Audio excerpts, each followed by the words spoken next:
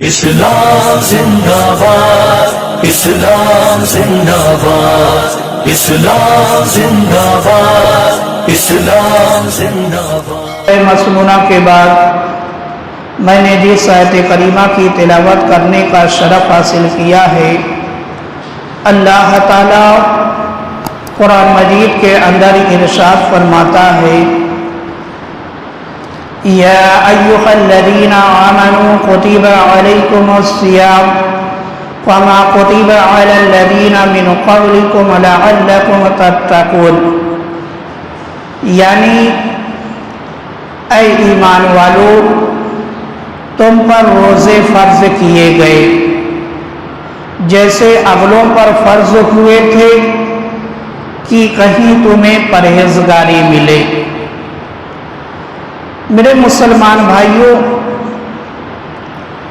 اس آیت کریمہ سے معلوم ہوا کہ روزہ اہل ایمان پر فرض ہے، اور دوسری بات یہ معلوم ہوئی کہ روزہ ایسی عبادت ہے جو صرف امت محمدیہ کے اندر ہی نہیں رکھی گئی، بلکہ اس کی تاریخ جو ہے بہت پرانی ہے۔ روزہ کا سلسلہ حضرت آدم علیہ السلام سے شروع ہوتا ہے اور ہمارے آقا سرکار دو عالم صلی اللہ تعالی علیہ وآلہ وسلم تک آتا ہے۔ روزہ ایسی عبادت ہے جو ہر زمانے میں ہر امت کے اندر روزہ پایا جاتا رہا۔ اور تیسری بات یہ معلوم ہوئی کہ روزہ جو ہے اللہ تعالیٰ نے ہم اور آپ پر اس لیے فرض کیا ہے تاکہ ہم تقوی اختیار کر لیں، متقی بن جائیں، پرہیزگار بن جائیں۔ اس آیت کریمہ کے اندر اللہ تعالیٰ نے 3 باتوں کا ذکر کیا ہے۔ پہلی بات تو یہ کہ روزہ اہل ایمان پر فرض ہے، اور دوسری بات روزہ بہت ہی پرانی عبادت ہے، اور تیسری بات یہ معلوم ہوئی کہ روزہ ہم اور آپ پر اس لیے فرض کیا گیا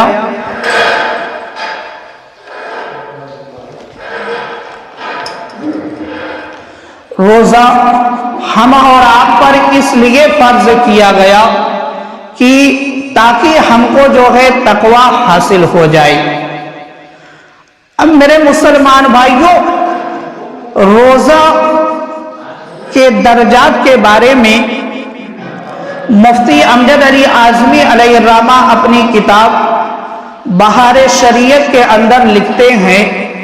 کہ روزے کے 3 درجے ہیں۔ روزے کے 3 درجے ہیں۔ پہلا درجہ عام لوگوں کا روزہ،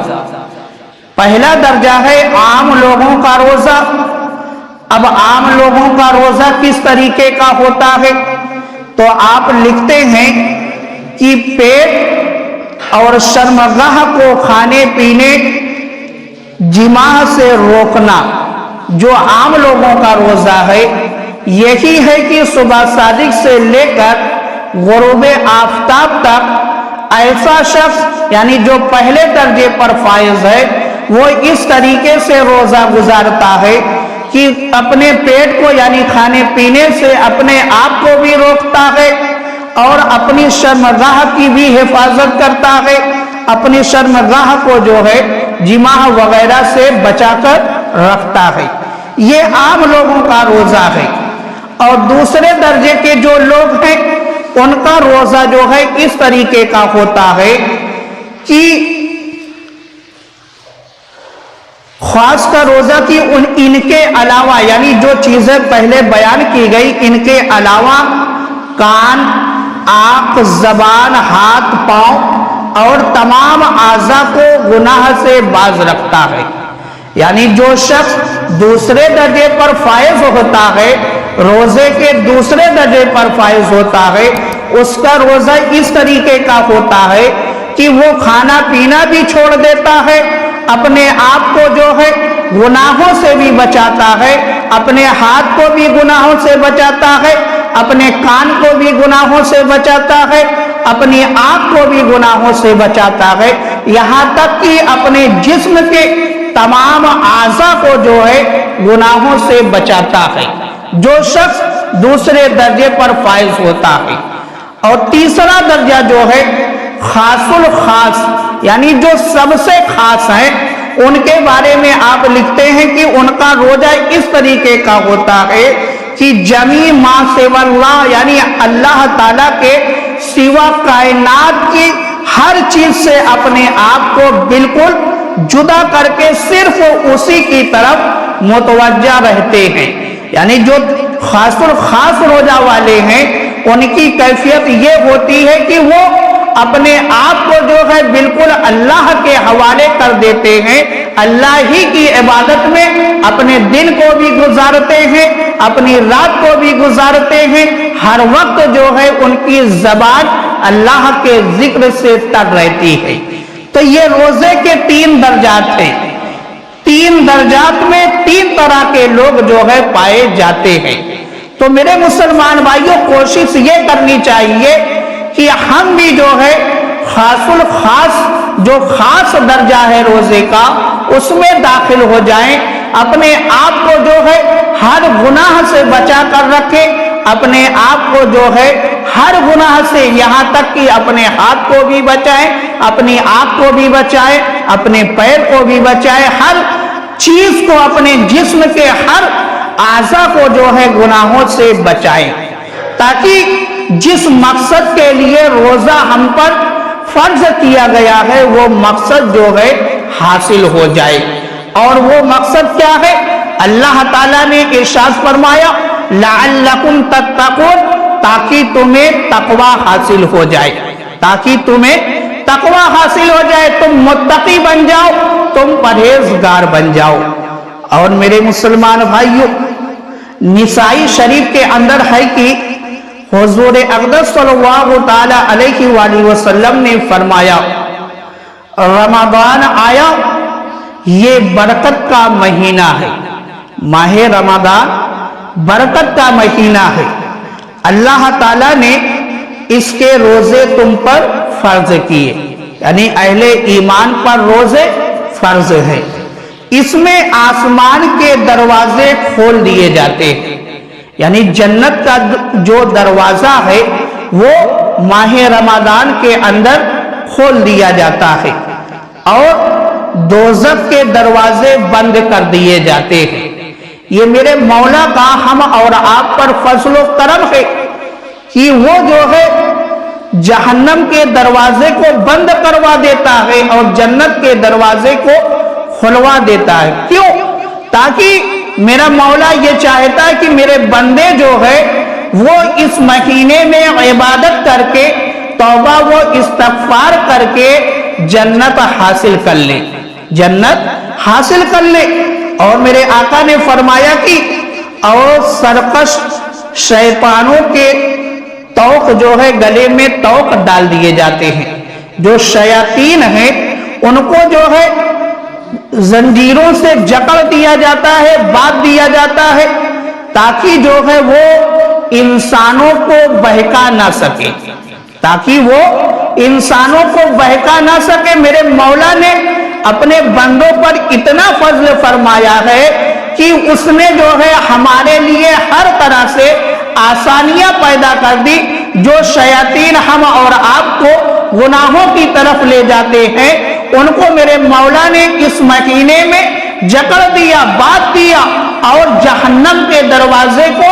بند کروا دیا، جنت کے دروازے کو کھلوا دیا، تاکہ ہم اور آپ جو ہے آسانی کے ساتھ جنت کے اندر داخل ہو جائے۔ اب اگر پھر بھی جو ہے ہم اتنی آسانیاں پانے کے بعد بھی اللہ کی عبادت نہیں کرتے ہیں، اللہ کا ذکر نہیں کرتے ہیں، روزے نہیں رکھتے ہیں، تلاوت نہیں کرتے ہیں، تو یہ ہمارے لیے جو ہے بہت ہی محرومی کی بات ہے، ہمارے لیے بہت ہی محرومی کی بات ہے۔ اور میرے آقا نے فرمایا کہ اس میں یعنی ماہ رمضان المبارک کے اندر ایک رات ایسی ہے جو 1000 مہینوں سے بہتر ہے، جو 1000 مہینوں سے بہتر ہے۔ اب میرے آقا نے اور آگے فرمایا جو اس کی بھلائی سے محروم رہا وہ بے شک محروم ہے، یعنی جس نے ماہ رمضان المبارک پایا اور ماہ رمضان المبارک کا فائدہ نہیں اٹھا سکا تو میرے آقا فرماتے ہیں وہ جو ہے بے شک محروم ہے، وہ محروم ہے۔ تو میرے مسلمان بھائیوں، ماہ رمضان المبارک کا مہینہ بابرکت مہینہ، اس میں جو ہے زیادہ سے زیادہ نیکیاں جمع کرنے کی کوشش کرنی چاہیے۔ ترمذی شریف کے اندر ہے کہ حضور اقدس صلی اللہ تعالی علیہ وآلہ وسلم نے ارشاد فرمایا جنت میں 8 دروازے ہیں، جنت میں 8 دروازے ہیں، ان میں ایک دروازہ جس کا نام ریان ہے، اس دروازے سے وہی جائے گا جو روزے رکھتے ہیں، یعنی جو شخص روزہ رکھتا ہے وہ جو ہے اس دروازے سے جنت کے اندر داخل ہوگا۔ جنت کے اندر 8 دروازے ہیں، ایک دروازہ جو ہے ریان ہے، اور اس کو میرے مولا نے اس لیے بنایا ہے تاکہ اس دروازے سے جو ہے جو دنیا کے اندر روزہ رکھے گا وہ جنت کے اندر داخل ہو۔ اور المستدرک کے اندر ہے کہ حضرت قابض سے روایت ہے کہ رسول اللہ صلی اللہ تعالی علیہ وآلہ وسلم نے ارشاد فرمایا سب لوگ منبر کے پاس حاضر ہو جائیں، یعنی میرے آقا نے صحابہ اکرام کو حکم دیا کہ سب لوگ جو ہے میرے منبر کے قریب آ جائیں، سب لوگ میرے منبر کے قریب آ کر بیٹھ جائیں۔ اب صحابہ اکرام نے جب میرے آقا سرکار دو عالم صلی اللہ تعالی علیہ وآلہ وسلم کا فرمان سنا تو صحابہ اکرام منبر کے قریب آ گئے۔ اب میرے آقا سرکار دو عالم صلی اللہ تعالی علیہ وآلہ وسلم منبر کے پہلے درجے پر چڑھے، میرے آقا منبر کے پہلے درجے پر چڑھے اور کہا آمین، اور کہا آمین۔ پھر دوسرے درجے پر میرے آقا منبر کے چڑھے تو پھر میرے آقا نے کہا آمین۔ پھر تیسرے درجے پر میرے آقا چڑھے تو پھر میرے آقا نے کہا آمین۔ جب میرے آقا منبر سے تشریف لائے، یعنی جو گفتگو کرنی تھی صحابہ اکرام سے، جب میرے آقا نے گفتگو مکمل کر لی اور منبر سے آپ اتر آئے تو صحابہ اکرام نے عرض کیا کہ یا رسول اللہ صلی اللہ تعالی علیہ وآلہ وسلم، آج ہم نے معمول کے خلاف، یعنی جس طریقے سے روز آپ منبر پر چڑھتے تھے آج اس طریقے سے آپ منبر پر نہیں چڑھے، بلکہ ہم نے ایک نئی چیز دیکھی، آخر اس میں وجہ کیا ہے، راز کیا ہے؟ تو میرے آقا سرکار دو عالم صلی اللہ تعالی علیہ وآلہ وسلم نے ارشاد فرمایا کہ جب میں منبر پر چڑھ رہا تھا تو حضرت جبریل علیہ السلام تشریف لائے اور انہوں نے دعا کی، اور انہوں نے دعا کیا کی؟ میرے آقا فرماتے ہیں کہ جبریل نے آ کر عرض کی، دعا کیا وہ شخص ہلاک ہو، اس شخص کی ناک خاک آلود ہو جس نے رمضان پایا، یعنی ماہ رمضان پایا اور اپنی مغفرت نہ کرائی۔ یہ دعا حضرت جبریل کر رہے ہیں اور دعا پر جو ہے آمین میرے آقا کہہ رہے ہیں، آمین میرے آقا کہہ رہے ہیں۔ جبریل نے دعا یہ کی کہ جس نے ماہ رمضان المبارک پایا اور مغفرت کا پروانہ نہیں حاصل کیا، اس کی ناک جو ہے خاک آلود ہو، وہ ہلاک ہو۔ تو میرے مسلمان بھائیوں، معلوم کیا ہوا کہ یہ ایسا مہینہ ہے کہ اس میں زیادہ سے زیادہ کوشش کر کے جو ہے مغفرت کا پروانہ حاصل کر لینا چاہیے، مغفرت کا परवाना हासिल कर लेना चाहिए। और आगे मेरे आका ने फरमाया कि जब मैं दूसरे दर्जे पर चढ़ा तो जिब्रील ने ये दुआ की, वो शख्स दूर हो जिसके पास मेरा जिक्र हो और मुझ पर दुरूद ना भेजे। मेरे आका ने फरमाया कि जिसके सामने हजरत जिब्रील ने ये दुआ की कि जिसके सामने या रसूल अल्लाह सल्लल्लाहु ताला अलैहि वसल्लम आपका जिक्र हो और वो शख्स जो है आप पर दुरूद ना भेजे, उसकी नाक जो है खाक आलूद हो। इस पर भी मेरे आका ने जो है आमीन कहा। अब सोचो मेरे मुसलमान भाइयों कि एक तरफ तो दुरूद शरीफ पढ़ने पर बहुत ही ज्यादा सवाब का काम है और दूसरी तरफ अगर हम अपने आका का नाम सुनकर दुरूद शरीफ पढ़ लेते हैं तो जो मेरे आका सरकार दो आलम सल्लल्लाहु ताला अलैहि वसल्लम ने मुजदा सुनाया है, हम उस मुजदे के भी हकदार हो जाएंगे। इसलिए जब भी नबी का नाम आए तो दुरूद शरीफ पढ़ना चाहिए। और तीसरी, जब मेरे आका तीसरे दर्जे पर चढ़े तो हजरत जिब्रील अलैहिस्सलाम ने कहा कि वो शख्स दूर हो जिसके माँ बाप दोनों या एक को बुढ़ापा आया और उनकी खिदमत करके जन्नत में ना जाए, खिदमत करके